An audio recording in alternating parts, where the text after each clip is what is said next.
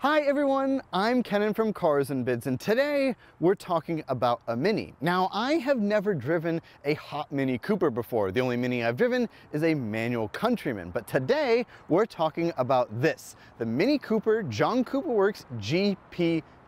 And in today's video, we're going to be discussing all of its facts and figures. First, we'll take a look at where this car fits into Mini's past, then we'll get nerdy and talk about the technical details, and then we'll do what everybody should do with a GP and take it for a drive. And with that, let's get started. Before I get going though, surprise, surprise, this Mini is currently for sale, being auctioned live on, of course, Cars and Bids. Like all GP2s, this car is finished in Thunder Gray, has a 6-speed manual transmission, and a lot of upgrades over the standard JCW.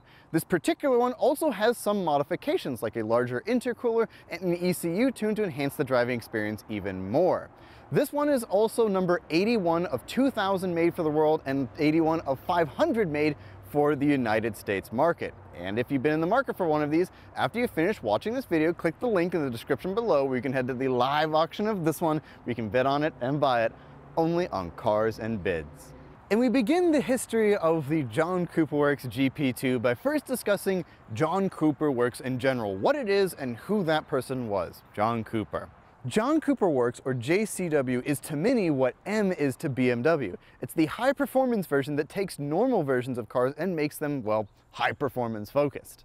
John Cooper Works wasn't always a part of Mini though. Originally, they were more like Dynan was to BMW. They were an out-of-house company, a third-party company, taking these cars and building kits to make them even faster. The company was founded in 2002 by Michael Cooper, the son of John Cooper, whose name obviously was attached to the company. But who exactly was John Cooper? This badge, the JCW badge, is relatively ubiquitous within Mini, but I don't think people realize exactly how significant the name John Cooper is on automotive history, specifically when it comes to racing.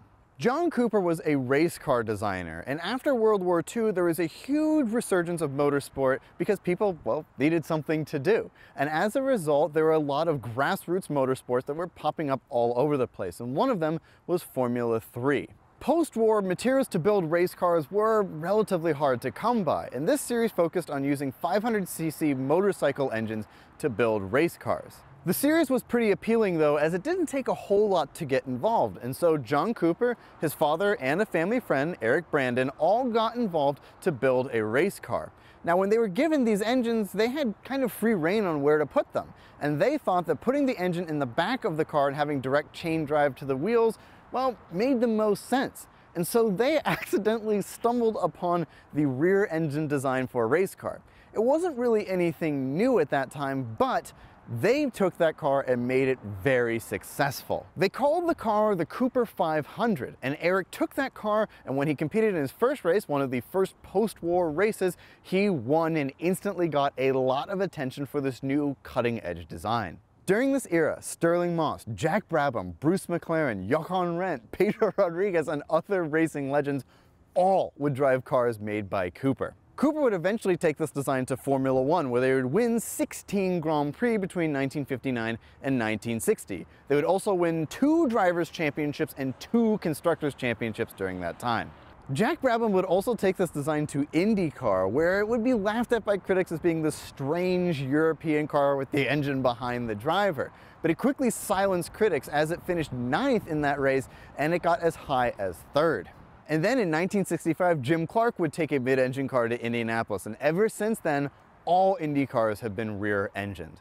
And so, although the mid-engine design wasn't new, Auto Union had done it before the war, John Cooper proved that it could be competitive in the then modern era, and so he accidentally changed the history of motorsport forever.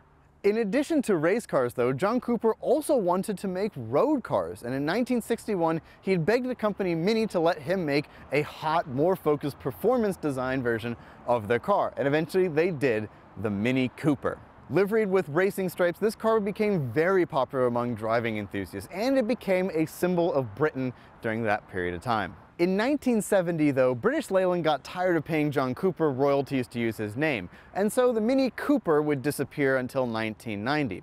Eventually BMW would buy the brand, and they would bring John on as an advisor as they started this new version of the Mini. Unfortunately, in 2000, John Cooper would pass away, but as I mentioned, his son would start a company doing exactly what he did, taking standard Minis and making them even faster. And of course, he named the company John Cooper Works.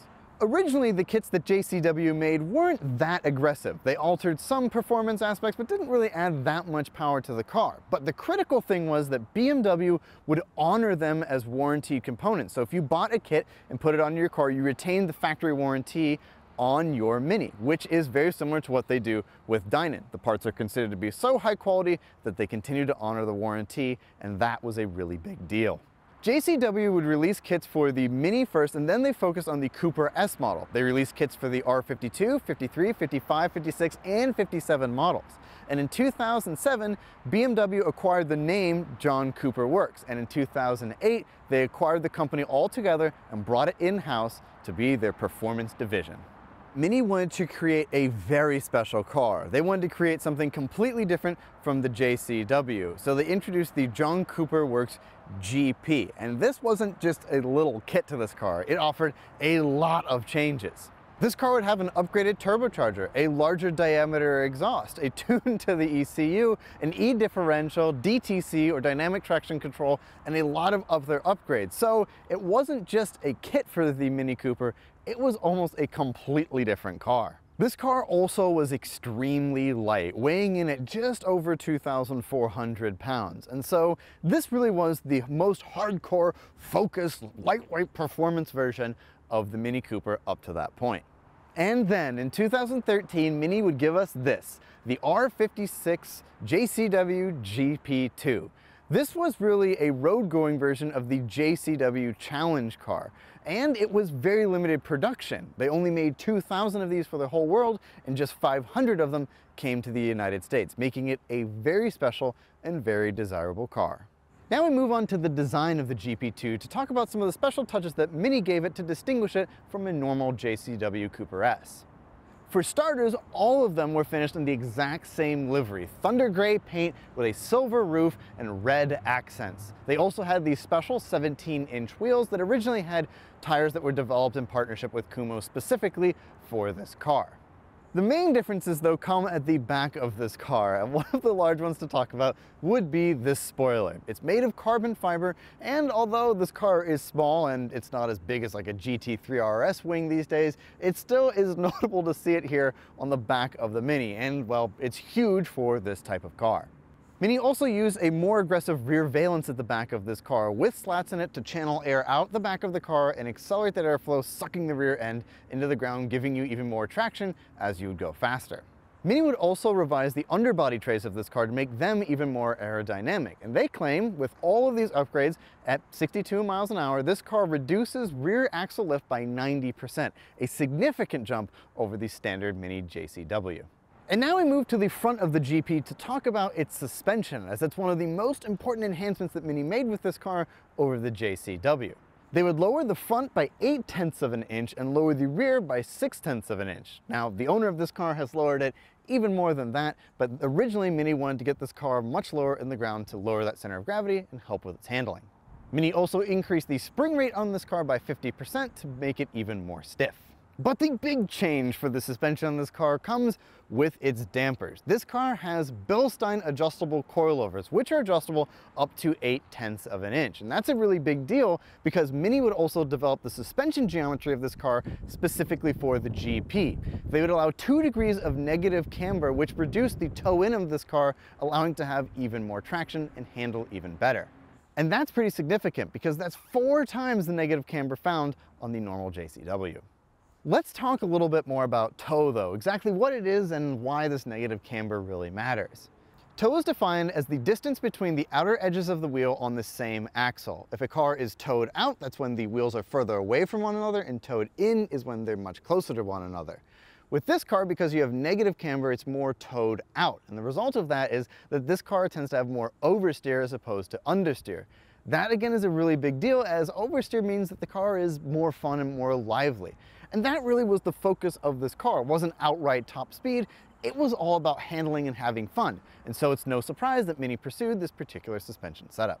The next thing I want to talk about would be the brakes on this car, as behind these 17-inch wheels, they look massive. Up front, you have a 6-piston caliper that's shared with the 135, and it uses 13-inch vented rotors up here. In the rear, you have 11-inch solid rotors. And that offers a lot of braking performance for this car, specifically because, well, again, doesn't really weigh a whole lot, but you have the added security knowing that you have plenty of brakes to stop your GP. And now we climb under the hood of the Mini Cooper GP to talk about its engine. This is a 1.6-liter transversely mounted inline-4 that's turbocharged and has direct injection. It's a lot to say about a relatively small engine. But the result of all of this is that this engine makes 214 horsepower in US spec, 218 horsepower in other markets, and 197 foot-pounds of torque. On overboost, it can make 207 foot-pounds of torque, and as I mentioned previously, this car has some modifications that make even more power.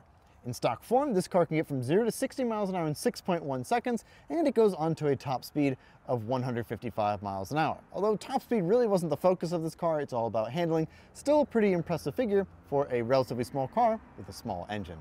It should also be noted that this engine is relatively similar to the N18 found in other Mini models, but for the GP, they increased the compression ratio to 10:1 to give it just a little bit more power and make it just a little bit more special.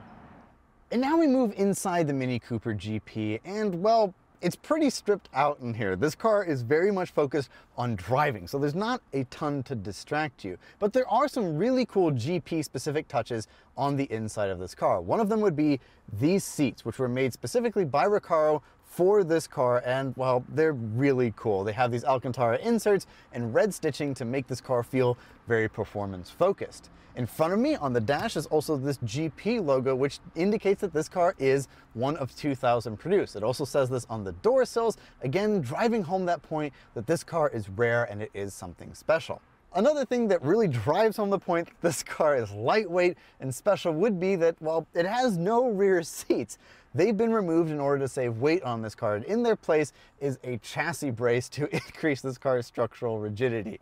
Pretty wild stuff to see in a Mini Cooper, but it's not a surprise to see it, of course, on the GP.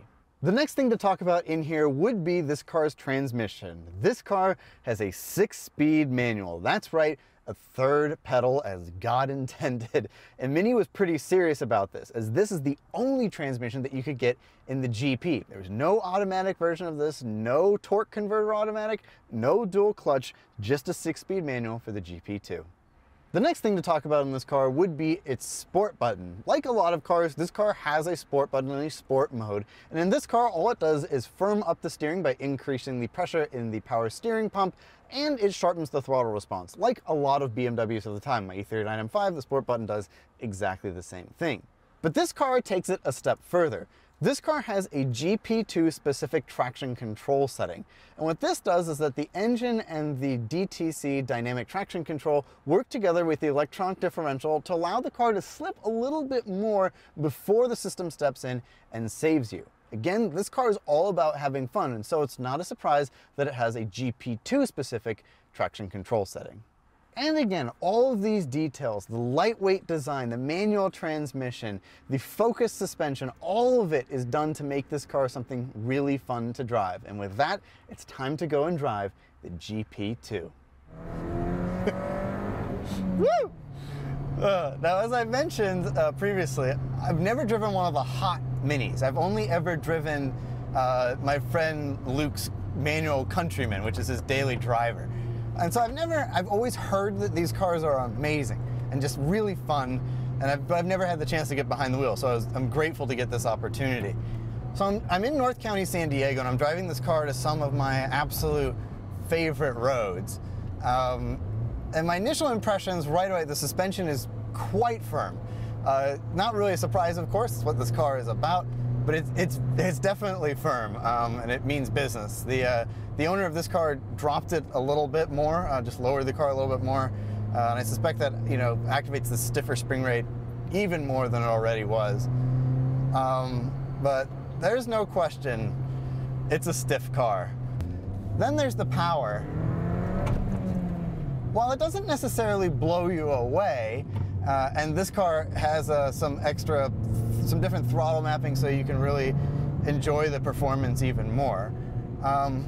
it's plenty. I'm not necessarily left wanting for more power, but it is definitely it's not like overwhelming. You still have to respect this is a front-wheel drive car. You're asking the wheels both to steer and to put the power down, so that's kind of a lot to ask out of them. So you have to be aware when you're driving this car, and just conscious that it's like that. All right, we're gonna get after it a little bit here. Oh yeah. Oh, this car. I'll tell you what I love the most is the sizing. The car is tiny.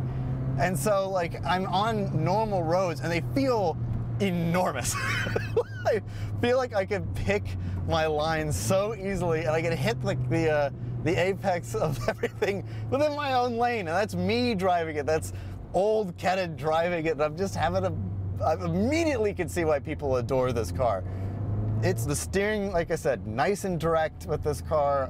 You can really turn in. You have great traction because of the setup. And the car is just very, very flat. It handles really flat. Again, scarcely a surprise. I have a body brace behind me. Again, so it's not at all a surprise. There is turbo lag with this engine. Again, not a surprise. 1.6 liters. It makes sense that there's a little bit of turbo lag. But when you get on, once it comes in, woo, then it hooks up and you go, which is fun. So you can kind of chase that. And I really like the characteristics of this engine. Again, it's not an insane amount of power, but it also just doesn't need to be. This car is all about finesse, and that's more of where it's at. The money for this car wasn't spent on the engine development, it was spent on the suspension. I'm just feeding it in. Oh, the brakes are nice. They're from the 135 and they're plentiful in this little car. Oh yeah, I'm just ripping through these corners. Oh my goodness, this is so much fun. You can feel the back slightly rotate there, just a hint. Oh man, this is great. Oh, this car is a joy. Again, I'm not like surprised or anything, but it's like, I didn't really know. Woo! Giddy up, this is so much fun. Woohoo! Oh man, this car is good. Oh, wow. That was quick. I was really going through there, just having a blast. I think the thing to take away from this is that if you want a car that is small, lightweight, focused, and that makes you a part of the driving experience because you have to shift your own gears and things like that, man, you would be hard pressed to do a whole lot better than this. This car is really comprehensively very, very good. The kind of person who buys this is just wants a car to go out and drive and really wants the mini thing. And I think if you wanted a front wheel drive car that offers great driving characteristics, well, I haven't driven a Focus RS. I haven't driven, particularly of the RS2, the Ford Focus, the second generation Ford Focus RS, which directly competed with this car. I haven't driven a decent number of the hot hatches that compete with this thing, but doing research, every review I read said more or less the same thing. This thing is like in a completely different league. It can put down the power. The chassis tuning is excellent. The suspension setup is really dialed in. Yeah, this car deserves all of the praise it gets. I'm absolutely smitten. I'm kind of gushing at this point. But yeah, all of the little tweaks that Mini and BMW did to this car to make it special definitely come across, and they make their presence known immediately. It's a fun car. It's very much a driver's car. And yeah, it's just plain great. And that is the Mini Cooper John Cooper Works GP2. This car is insanely special. There are only 2,000 of these in the entire world and 500 here in the United States. It's also small, powerful, agile, has a manual transmission, and well, it's just plain fun. And if you've been in the market for one of these, well, you can buy this one on Cars and Bits. Thank you all so much for watching, and I will talk to you very soon. Goodbye.